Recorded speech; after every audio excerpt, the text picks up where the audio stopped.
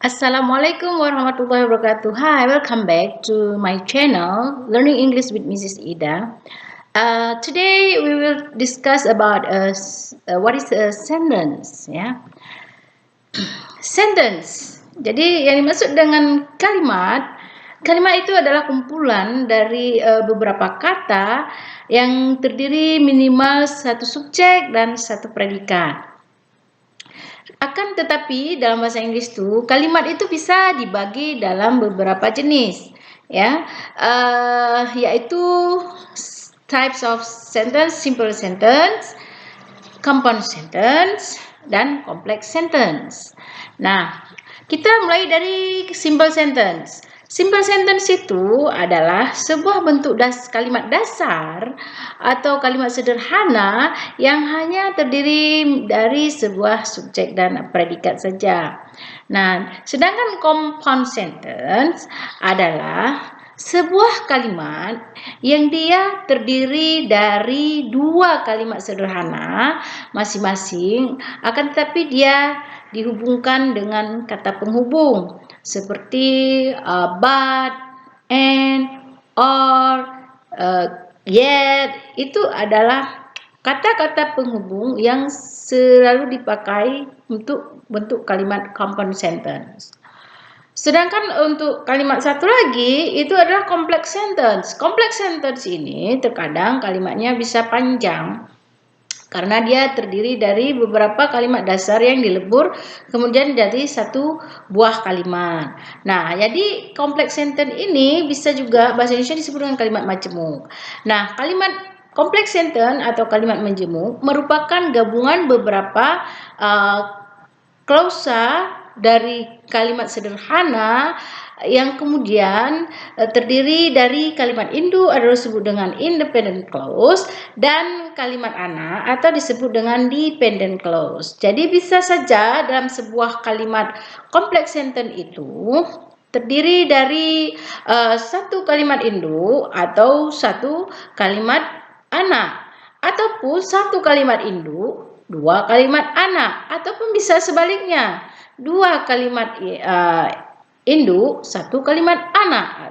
Nah, yang jelas sebuah kalimat complex sentence itu wajib ada kalimat induk dan wajib ada kalimat ana. Kalimat induk disebut dengan independent clause atau kalimat utama, sedangkan kalimat ana disebut dengan dependent clause, ya, atau kalimat ana. Oke, coba diperhatikan contoh kalimat sederhana. Kalimat sederhana biasanya pasti terdiri dari satu subjek dan predikat. Dan kalimat sederhana yang paling sederhana itu tidak ada perluasan. Perluasan dengan menambahkan kata-kata adverb atau kata keterangan lain. Contoh, the judge promulgates the verdict. The judge promulgates the verdict. Itu the judge itu di situ subjek, kemudian predikatnya promulgates, yaitu kata kerja yang bermakna memutuskan. The verdict, keputusan. Promulgate bermakna mengumumkan. The verdict artinya keputusan. Jadi the judge promulgate the verdict. Hakim mengumumkan keputusannya. Nah, di sini adalah complex sentence, satu subjek, satu predikat. Kemudian, simple sentence, ya, bukan complex sentence. Kemudian the suspect did not tell the truth. The suspect did not tell the truth. Di situ menunjukkan bahwa kalimat simpelnya the suspect itu adalah subjek kalimat, sedangkan did not tell the truth itu adalah predikat kalimat. Nah, kalimat simple sentence seperti ini boleh diperluas dengan menambahkan adverb atau kata keterangan seperti yang saya tambahkan di dalam kurung ini. On the interview ini adalah bentuk penambahan kata keterangan untuk kalimat simple sehingga dia menjadi panjang dan luas, ya. Tapi kalau ini keterangannya dihilangkan, berarti dia hanya the suspect did not tell the truth. Nah, kemudian kita masuk ke compound sentence. Compound sentence adalah dua kalimat sederhana, ya, yang terdiri dari dua kalimat sederhana, tapi dia dihubungkan dengan kata penghubung atau konektor. Di sini I will visit you and you have to stay at home. Di sini dua kalimat I will visit you, you have to stay at home. Kemudian dihubungkan dengan kata penghubung atau konektor and. Di kalimat kedua juga seperti itu, dihubungkan dengan kata penghubung but.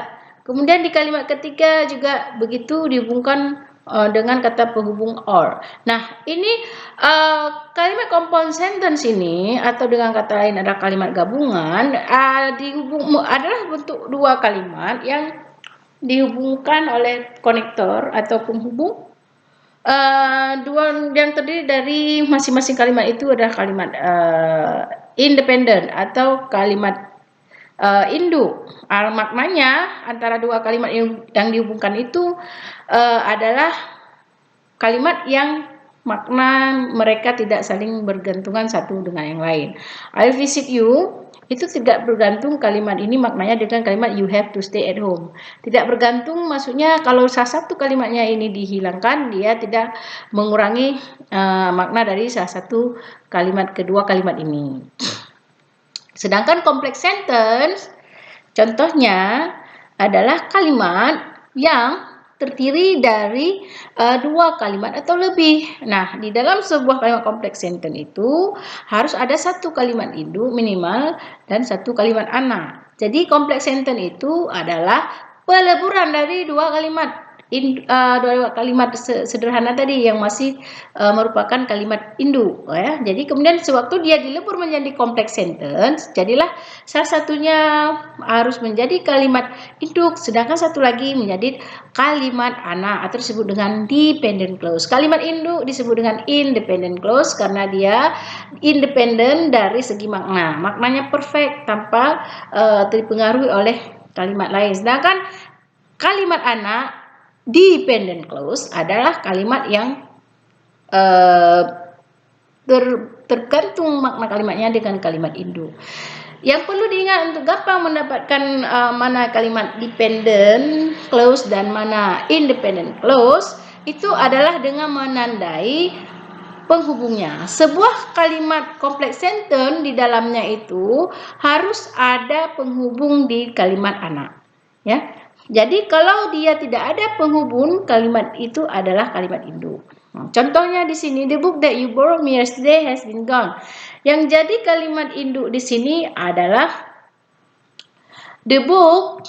Di sini dari sini the book has been gone. Ini adalah kalimat induk. Sedangkan kalimat anak adalah that you borrowed me yesterday, karena ini adalah kalimat yang punya penghubung. Jadi dia adalah anak kalimat. Sedangkan kemudian she does not know what they have done. Ini yang jadi anak kalimat adalah what they have done. Di sini anak kalimat ini what dia sebagai penghubungnya. Kemudian di kalimat terakhir, what you have to do is always wearing your mask outside the house. Yang jadi anak kalimat di sini adalah what you have to do. Sampai di situ ya. Sampai di situ, ini adalah anak kalimat. Jadi perhatikan setiap anak kalimat itu pasti wajib ada kata penghubung. Oke. Sekian dulu penjelasannya. Thank you very much. Please don't forget to subscribe and comment to ask about anything related to my explanation. Thank you.